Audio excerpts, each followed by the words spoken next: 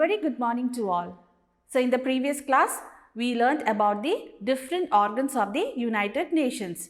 So there are 6 organs of the United Nations and they are General Assembly, Security Council, Secretariat, International Court of Justice, 5th one is Economic and Social Council and the 6th one is Trusteeship Council.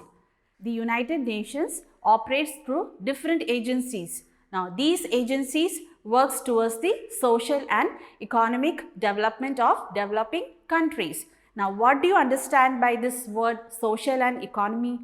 Social means the works related to the society or any organization, and economy means the state of a country or a region in terms of production and consumption of goods and services among different countries and the supply of money.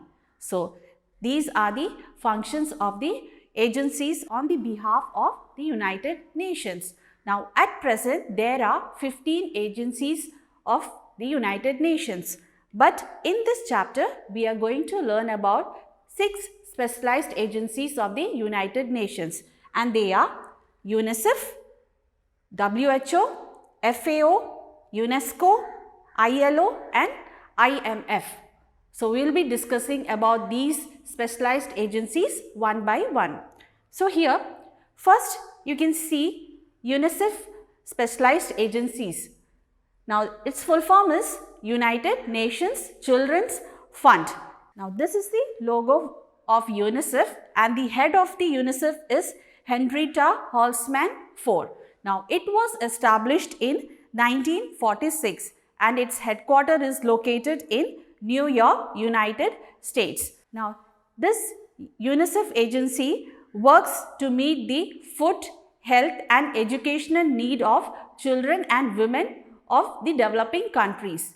It also helps the people who are living in very bad conditions and suffering due to flood, war, earthquake and so on.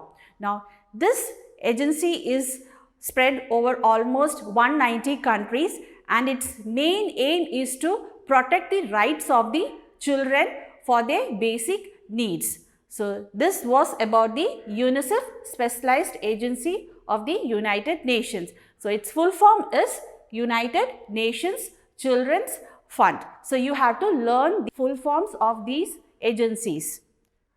Now the next one is WHO and its full form is World Health Organization.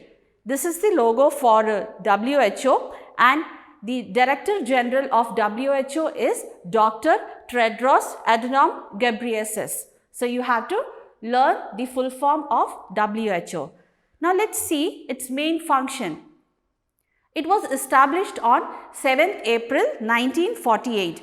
It works towards fighting various diseases and improvement of health and sanitation facilities. Now what is this sanitation facilities?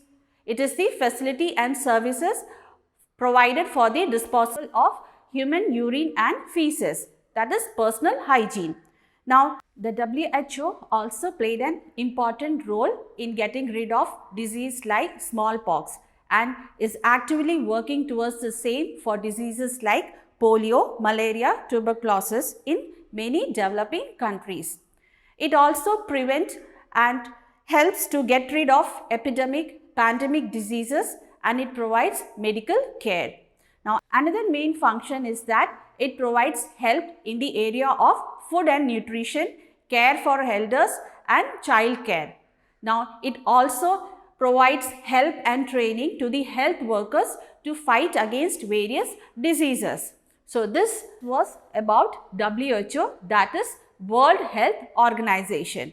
Now let's see another specialized organization, that is FAO, and the full form is Food and Agriculture Organization. Now this is the logo for FAO. Now it was established on 16th October 1945 and its headquarters is located in Rome, Italy. Now the main aim is freedom from hunger for all the people living in the world. Now it also helps nations to increase their food production. Another function is that it works in the field of seed development, controlling the spread of diseases in crops and animals, and spread awareness about the improved irrigation technology and conservation of soil and forest. Now here you can see a motto written. It's Fiat Panis and it is written in Latin, and the meaning is let there be bread. So this was about the FAO, which is a specialized agency of the United Nations. Now let's discuss about another specialized agency of the United Nations, that is UNESCO. And its full form is United Nations Educational, Scientific and Cultural Organization. This is the logo for UNESCO. Now it was formed on 4th November 1946 and its headquarters is located in Paris, France. It also conducts various programs in the field of science, education and culture. Now in 1972, UNESCO adopted a treaty or signed an agreement among different countries to protect the culture and natural heritage of the world. So we have learnt about this in the previous class. Now the main aim of UNESCO is to protect the cultural and natural heritage of the world. Another function of UNESCO is that it promotes the increase and peaceful use of science and technology, because it believes that science and technology is an important tool for peace and development among the countries. So this was about UNESCO. Now let's move on to the next agency, that is ILO, and its full form is International Labour Organization. This is the logo for ILO. Now it was formed in 1919, that is just after the World War, and it was formed under the League of Nations, and it is the first and the oldest specialized agency of the United Nations. Its headquarters is located in Geneva, Switzerland. Now its aim is to promote the or improve the working condition and living standard of working class people. It also works to promote equal opportunities among the people and to prevent the practice of forced labor. Now forced labor means forcing a person to work. So its main aim is to prevent the practice of forced labor. Now these are the functions of ILO. Now let's move on to the next agency, that is IMF, and its full form is International Monetary Fund. Now this is the logo for IMF. Now this was established in 1945 and its headquarters is located in Washington DC. Its main function is to provide financial help to countries facing financial problems. Now it also gives advice to the member countries in various social and economic issues to stabilize their economic condition. So this was about IMF. Now let's discuss the UN and the relation with India. So India is one of the founder member of the United Nations and it joined United Nations on October 30th, 1945. Now India has always promoted peace among the countries and has played an important role in UN's world peace effort.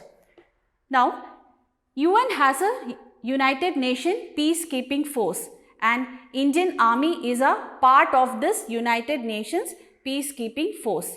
Now, this peacekeeping force is sent to countries to solve the international disputes, and the United Nations sends this peacekeeping force under the approval of the Security Council.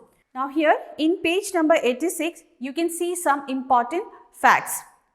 India has participated in many United Nations peacekeeping missions to various countries such as Democratic Republic of the Congo, Rwanda and Cyprus.